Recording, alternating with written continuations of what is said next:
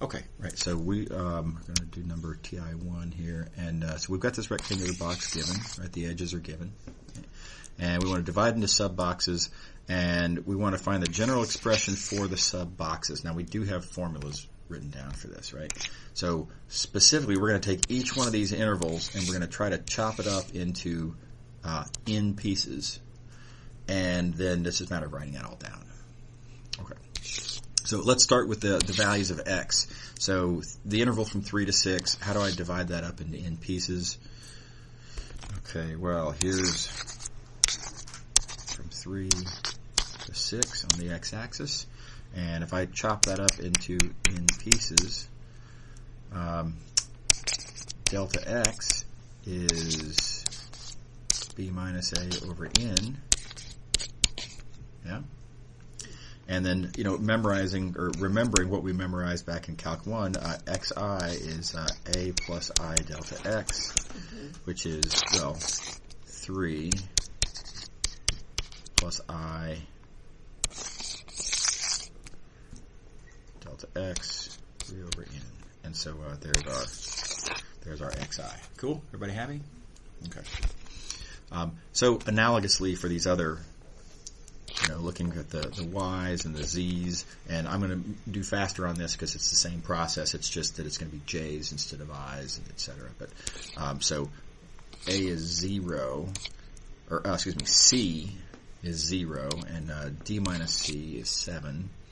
So we're going to have yj is 0 plus j times 7 over n. And zk is going to be negative 4, and then let's see, the difference is 5. Okay, so we have negative 4 plus k 5 over n. Yeah, everybody good so far? Okay, so those are those endpoints. So now the question was to write out a general expression for this sub-box.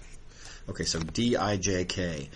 There's a general formula for that way back at the start of the section here. Let's see if I can... okay, let me just find this formula real quick. Hang on, what is real far back here? Did I just? It is a long section, lots of examples. Well, I guess I didn't write down a formula for it. Okay, well, anyway, it all comes off of this picture, though, and here's what the box looks like as pertains to where these xi's, yj's, and zk's come from. What was your question? No, you already answered it. Oh, okay. Okay, cool. Let's see. Let's go back. Okay, here we go. Okay, so D I J K. I think I used D. Yeah, D I J K. Okay, is it fits the form. Of this. Remember, this is the notation that we use to represent. Here's the range of values of x, and range of values of y, and range of values of z. So, in the ith slot, we're always going from xi minus 1 to xi. Right? And in the jth slot, we're always going from, on the y-axis, yj minus 1 to yj, and then on the z-axis in the kth slot, zk minus 1 to zk.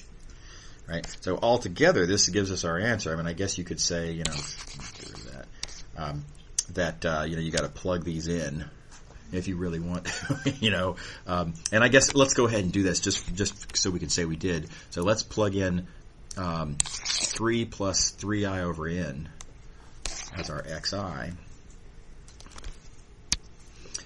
So that gives us, 3 plus 3i over n there. Something very similar goes over here, but it's for I minus 1. And so that's 3 plus 3 I minus minus 1 over n. So that gives you that. Yeah, so this turned into that. No, it's I minus 1, so we're in the... Oh, this right here? Yeah, that's k minus 1. Yep. Totally misunderstood your question. So you got to similarly rewrite, that, and then likewise for the z's. Does it affect the outcome if you flip ci and then zi minus 1, like the order? Can I put zi first and comma zi minus 1? Well, we have to use different indices for all of them. So I've made certain choices here. I've made by writing ijk, what I'm saying is that I, being the first one listed, that's the index that I'm going to use for the x's, right? And the j, by being the second one, that's j is the index that I'm going to use for the y's, like that. I meant to say x, not z, but okay. x minus, or I minus 1. Can I do it xi, comma, xi minus 1? Oh, I see. So you want to switch these? Yeah. You can't really do that because the convention when you're describing an interval is you go from the smaller endpoint to the larger endpoint, or left endpoint to right endpoint. Yeah, you want to stick to that convention. Yeah. Okay. Yep. And for question 2, what do you have to plug in? Okay. So before we go on, is everybody happy with this one? I had a question. So if the interval is like a comma b and then a is greater than b, would the integral you just can't, be negative? We're not going to talk. Yeah, okay. All the intervals that we're going to talk about, at least at this stage, are intervals where the left endpoint is less than the right endpoint. Yeah, right. Yep. Okay, so everybody's good with this one?